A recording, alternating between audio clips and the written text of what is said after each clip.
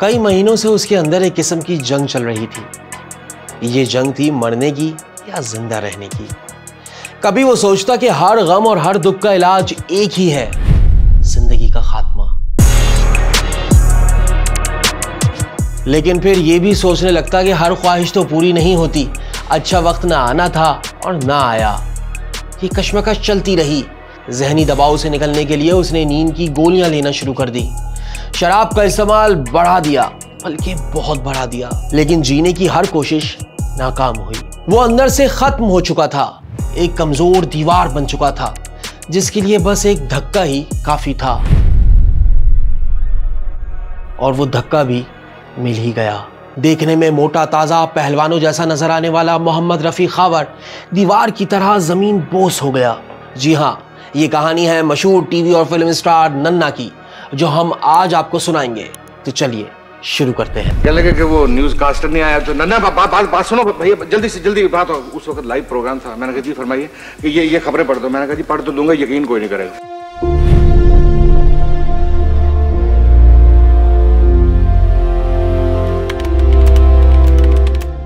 शदीद गर्मियों की वो रात जिसमें डिप्रेशन ने रफी खावर पर पूरी ताकत से हमला किया। अभी कुछ घंटे पहले ही इसकी अपने साथी फनकारा से लड़ाई हुई थी। उसे शदीद दुख था कि वो जिस पर सबसे ज्यादा भरोसा करता था, जिस पर बड़े एहसानात किए थे, आज उसे जिंदगी का सबसे बड़ा जख्म भी उसी ने दिया था।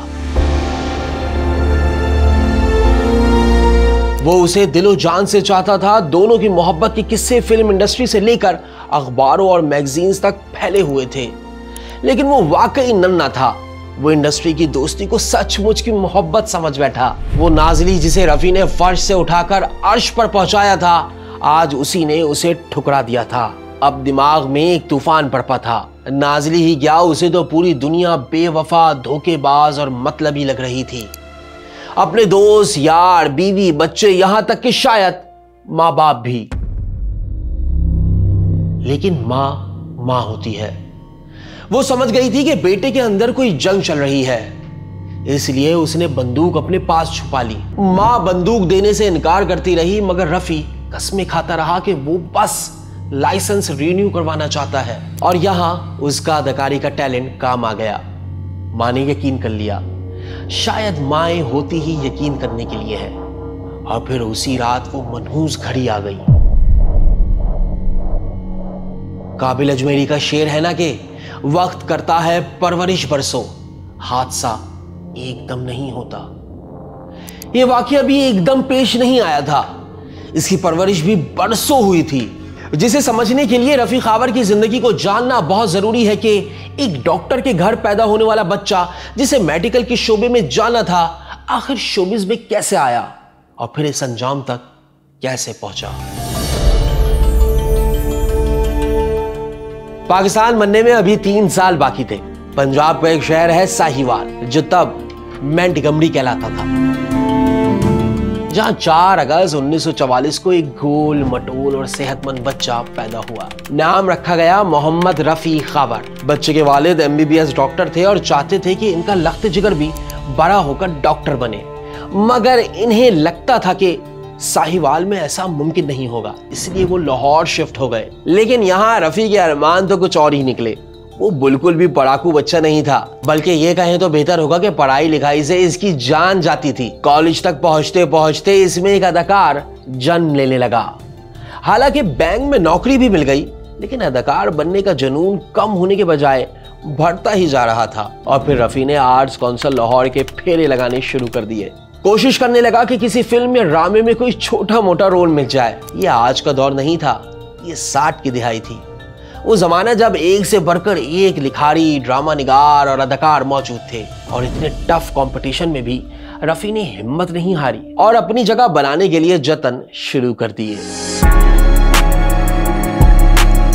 अदाकार खालिद अब्बास डार के मुताबिक रफी खावर उन दिनों साइकिल पर आर्ट्स काउंसिल आते थे। तब कमाल अहमद रिजवी रेडियो और थिएटर के लिए काम करते थे और रफी ने किसी तरह उनसे राब्ता कर लिया और फिर कमाल अहमद रिजवी ने कमाल कर दिया।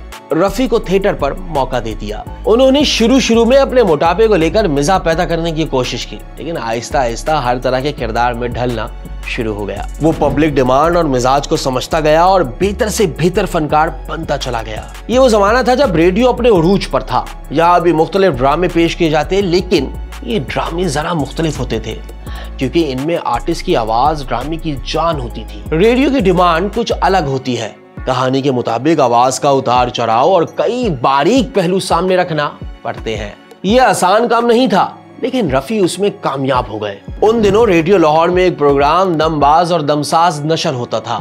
रफी खावर को इस ड्रामे में एक किरदार मिल गया। इस ड्रामे को लिखने वाले भी कमाल अहमद रिजवी ही थे। वही रफी खावर के गुरु और उस्ताद थे। और सच्ची बात यह है कि अगर रफी खावर को कमाल अहमद रिजवी ना मिलते तो शायद वो पूरी उम्र बैंक की एक लड़की में ही गुजार देते, कोई उसके नाम से वाकिफ ना होता। और हाँ, नन्ना भी कभी जन्म नहीं लेता। इनकी लाश को लेके कब्रिस्तान गया था। उन्होंने लाश को चेक किया और लाश वापस कर दी। क्यों? कहने लगे इनका ड्रेस ठीक नहीं है। मतलब है कि इनको कफन पहना के लाओ। अब आप खुद सोचिए मैं कफन कहाँ से लाऊं? क्या कफन भी नसीब नहीं हुआ? न कफन है, न कफन के लिए पैसा है। चाचा जान, एक दिन आपने भी इसी तरह लुढ़क जाना है। हाँ जी, और आपको तो पता है कि आपको तो ज्यादा दिन भी नहीं लगेंगे, 3-4 दिन तक ओके हो जाएगा।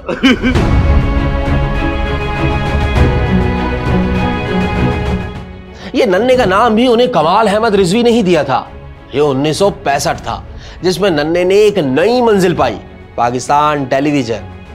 और यहां जो पहला ड्रामा किया वही सुपर हिट साबित हुआ। ये ड्रामा था अलिफ नून। कमाल अहमद रिजवी को अपने नए ड्रामे के लिए एक अदाकार की जरूरत थी, ऐसा कैरेक्टर जो देखने में बहुत मासूम लगता हो। और यहीं पर बुलाया गया रफी खावर को, जिन्होंने टीवी पर पहले कभी अदाकारी नहीं की थी। और याद रखें, ये वो जमाना था जब ड्रामे लाइव टेलीकास्ट होते थे। एक तो ऑन स्क्रीन ड्रामा, फिर लाइव। नन्ना बहुत नर्वस था, यहां तक कि घबरा कर कह दिया कि मैं नहीं कर सकता। तब कमाल अहमद रिजवी ने कहा, यह तुम्हारी जिंदगी का फैसला कुन मोड़ है। आज घबरा गए तो आगे कभी नहीं बढ़ पाओगे। अब नन्हे ने हिम्मत पकड़ी। कमाल अहमद रिजवी के अल्फाज में, लोगों को हंसाना सबसे मुश्किल आर्ट है, मगर जब नन्हे ने मैदान में कदम रखा तो ऐसे लगा कि वो तो पैदा ही हंसाने के लिए हुआ है। यार नहीं, अलग नहीं है, उठ के बैठ जा, उठ के आजा, इधर आजा। क्यों? मैं रो नहीं सकता।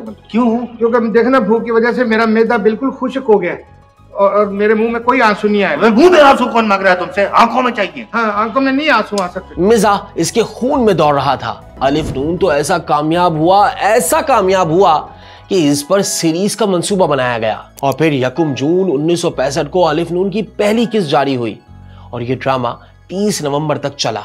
बच्चे, बूढ़े, जवान सब अलिफ नून के दीवाने थे। ड्रामे में कमाल अहमद रिजवी ने खुद अल्लन और रफी खावर ने नन्हे का किरदार अदा किया। ये भोली भाली और मासूम सूरत रखने वाला नन्ना था कि जिसकी अदाकारी ने लोगों के दिल जीत लिए। अलिफ नून शुरू होते ही इतना मशहूर हो गया कि टेलीविजन सेट्स की खरीदारी कई गुना बढ़ गई। जिस वक्त ड्रामा टीवी पर आता, शहरों की गलियों, बाजारों और सड़कों पर सन्नाटा हो जाता। ड्रामे की मकबूलियत का अंदाजा इस बात से लगाएं कि 3 साल बाद 1968 में इसे फिर बनाया गया और इस मर्तबा ये मार्च 1969 तक चला। यही नहीं, तीसरी मर्तबा 1971 और चौथी मर्तबा 1981 में भी अलिफ नून रिप्रोड्यूस किया गया, इस मर्तबा रंगीन टेलीविजन के लिए। यानी एक ही ड्रामा 4 मर्तबा प्रोड्यूस हुआ। ये पीटीवी की तारीख का अनोखा रिकॉर्ड है। अलिफ नून की खास बात ये नहीं थी कि ये एक मजाहिया ड्रामा था, बिल्कुल नहीं।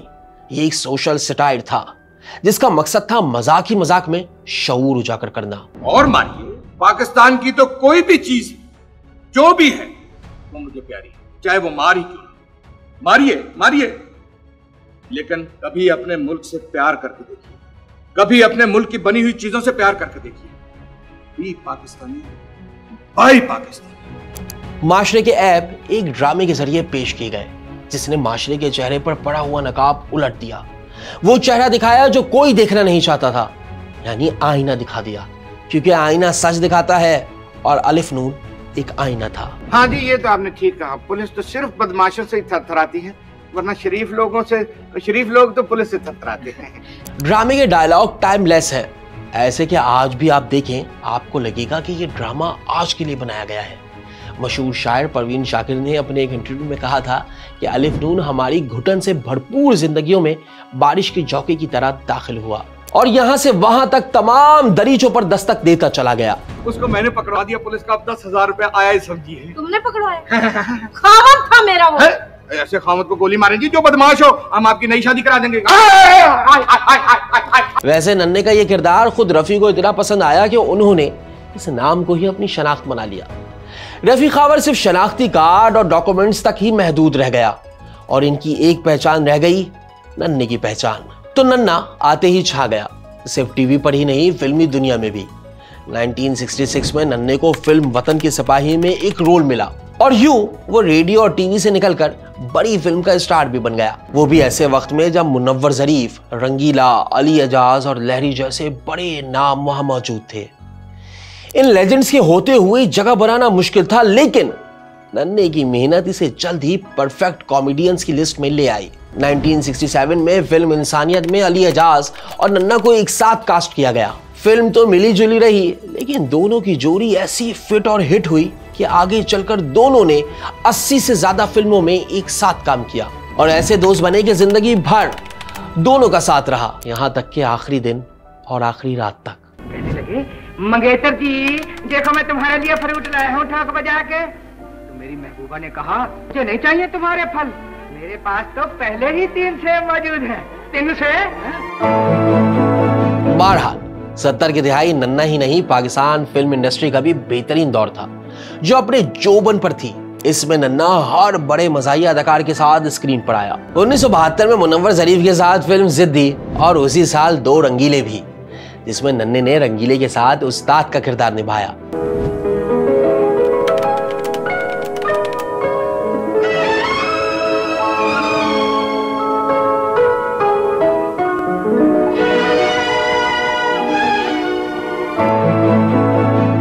बहरहाल नन्हे के पास अब सब कुछ था, दौलत, शोहरत, इज्जत और हाँ माँ भी। तो वो हवाओं में उड़ रहा था और लोगों की रूखी फीकी बल्कि मुर्दा जिंदगी में नन्हे की अदाकारी और जुमले जान डाल देते। कुछ वक्त के लिए वो अपने दुख दर्द भूल जाते। इस काम में तो नो डाउट नन्हा बड़ा माहिर था। यकीन नहीं आता 1974 की फिल्म नौकर वोटी दा का ये मंजर देखे।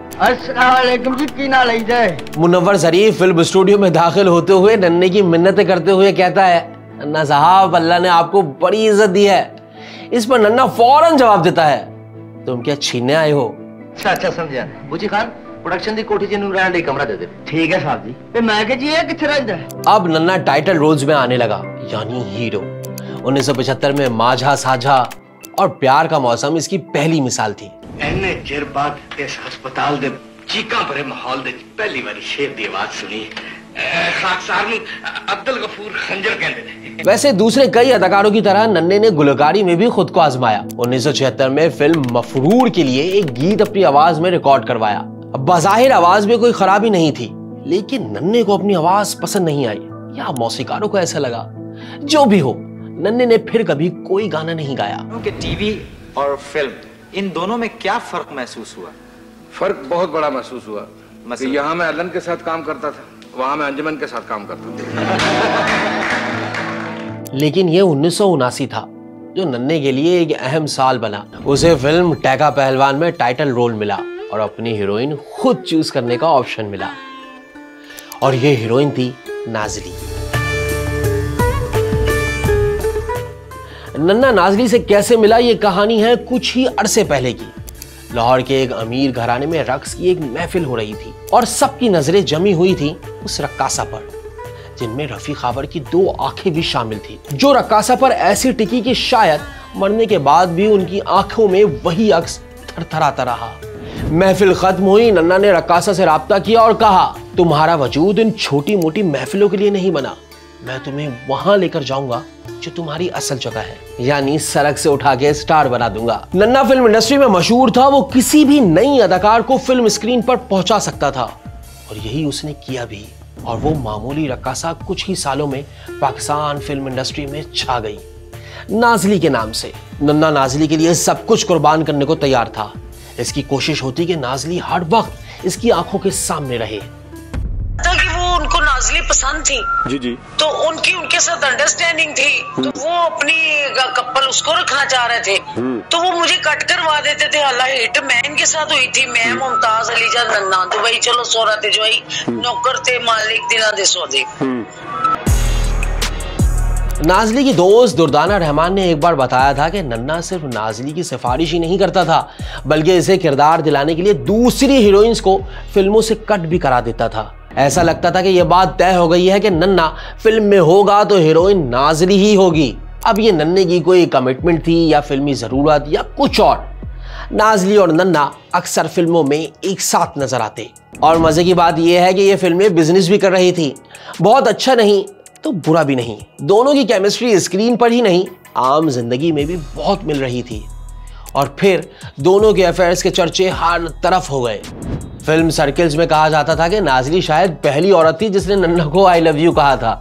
नन्ने के लिए ये सिर्फ अल्फाज नहीं थे, किसी ने शायद पहली बार इसे इसके मजा से आगे बढ़कर देखा था। इसकी पहलवानी, शक्ल सूरत से कुछ आगे, इसके नन्नेपन से कुछ आगे बढ़कर समझा था। और यही चीज नन्ना के दिमाग पर सवार हो गई।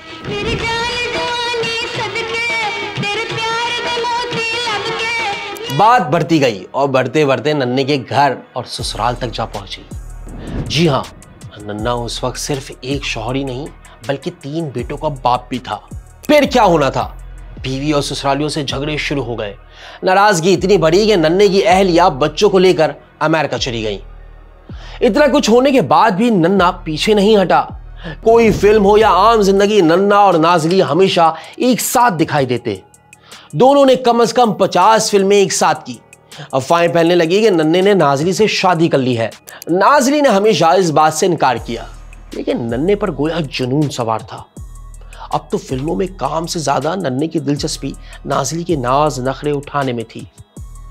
और फिर वो हो गया जो किसी ने नहीं सोचा था। रमजानुल मुबारक का महीना था। अली एजाज अपने दोस्त के लिए शदीद परेशान थे। वो खुलकर किसी को कुछ नहीं बता रहा था, और कुछ बताता तो शायद मसले का हल निकल भी आता। तो हर रोज सहरी के वक्त अली एजाज नन्ने को कॉल करते, लेकिन दिल मुतमईन नहीं हो रहा था। उस दिन भी अली एजाज की कॉल आई। पूछा कैसे हो। नन्ने के मुंह से सिर्फ एक लफ्ज निकला, परेशान। इससे अंदाजा लगाया जा सकता है कि इस वक्त उनकी जहनी हालत क्या थी।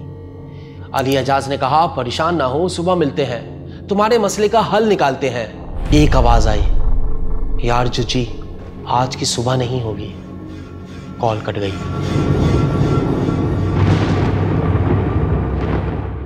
अली एजाज के कुछ करने से पहले वो हो गया जो अगले दिन अखबारों में भी छपा।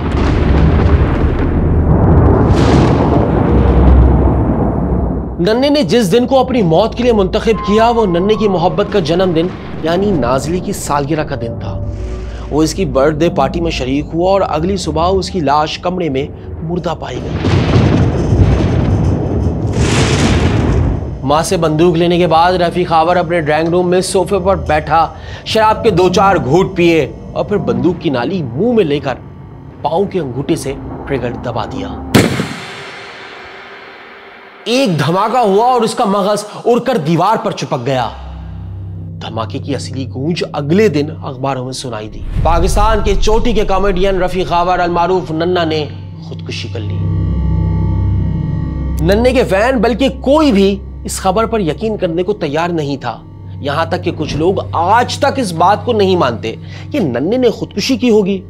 वो इसे एक कत्ल कहते हैं। पुलिस ने तो नन्ने की मौत को खुदकुशी ही करार दिया और फाइल बंद कर दी। इनके पास एक पक्का सबूत भी था, नन्ने का वो खत जो उन्होंने मरने से पहले लिखा था कि मैं अपनी मर्जी से खुदकुशी कर रहा हूं, मेरी मौत का जिम्मेदार किसी दूसरे शख्स को ना ठहराया जाए। इसके बावजूद नन्ने की मौत पर तब भी सवालात उठाए गए और आज भी उठाए जाते हैं। लेकिन क्यों? क्योंकि नन्ने को भी हर नॉर्मल इंसान की तरह अपनी जिंदगी प्यारी थी। इसे भी मरने से डर लगता था और वो खुदकुशी कैसे कर सकता था। डायरेक्टर अल्ताफ हुसैन ने बताया कि नन्ना मरने से बहुत डरता था। वो मंगला झील के करीब शूटिंग कर रहे थे। रानी बेगम और नन्ना पर एक गीत उन्होंने जितनी मुश्किल से फिल्माया बस वही जानते हैं, क्योंकि थोड़ा सा भी खतरनाक सीन होता तो नन्ना इसे करने से इनकार कर देता था। तो क्या नन्ने का लिखा गया खत काफी सबूत था? कहा जाता है कि राइटिंग स्पेशलिस्ट ने कंफर्मेशन नहीं दी थी कि ये खत वाकई नन्हे ने ही लिखा था। नाज़ली के करीबी रिश्तेदार और मशहूर अदाकार मेहरुन्निसा मेहरू का ख्याल है कि नन्ना और नाज़ली दोनों शादी करना चाहते थे, लेकिन इस रिश्ते को नापसंद करने वाले लोगों ने इनको कत्ल कर दिया। ये बातें अपनी जगह, लेकिन मामला सादा नजर आता है। समझ यही आता है कि नन्हे ने खुदकुशी ही की थी, बल्कि देखा जाए तो तमाम तर हालात और वाकयात इसी तरफ इशारा करते हैं। मशहूर हिदायतकार सैयद नूर के मुताबिक नन्ना एक जज्बाती इंसान था। उन्हें जिंदगी में किसी से पहली बार मोहब्बत हुई थी, जिसमें उन्होंने वो चोट खाई जिसे बर्दाश्त न कर पाए और जान दे दी। कमाल अहमद रिजवी से जब भी नन्हे की मौत के बारे में सवाल किया जाता तो वो यही कहते, बहुत कुछ कहा और सुना जा चुका है, वही काफी है। हाँ, एक बार ये जरूर कहा कि जब इश्क का भूत सवार हो जाए तो अक्ल पर पर्दे पड़ जाते हैं। नन्हे के साथ भी ऐसा ही हुआ। सारी जिंदगी प्यार में तरसता रहा। लोगों ने बेवकूफ, पागल, जाहिल, अनपढ़ समझ के धक्के देते, धुतकारिया, मारे। तेरी आंखों जो प्यार लपने की कोशिश की थी। नन्हे के मौत के साथ ही नाज़ली भी आहिस्ता आहिस्ता फिल्मी दुनिया से दूर होती चली गई। उन्होंने अपना घर भी वसा लिया, लेकिन इस मामले में हमेशा खामोश ही रहीं। तकरीबन 35 साल बाद उन्होंने फिल्म क्रिटिक ताहिर सरवर मीर से बात करते हुए कहा, रफ़ी खावर ना सिर्फ एक बेहतरीन अदाकार थे, बल्कि एक आली ज़र्फ इंसान भी थे।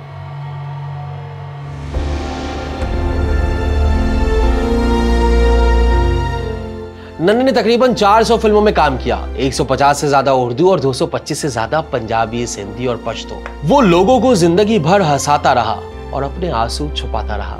ये हंसते हंसाते अदाकार भी अंदर से कितने टूटे हुए होते हैं। वो लोगों की जिंदगी में खुशी लाते हैं, रंग भरते हैं, लेकिन कभी अपनी जिंदगी में रंग नहीं ला सकते। उन्हें खुशी का बस एक लम्हा दरकार होता है, और नन्हे की जिंदगी में वो खुशी नाज़ली थी। वही उनकी आखिरी उम्मीद थी। मैं तेरे को तेरे देते दुखों का बदला नहीं लाऊंगा, और इतना जरूर कहूंगा कि तुम मेरी बीवी होने के बावजूद मेरी बीवी नहीं।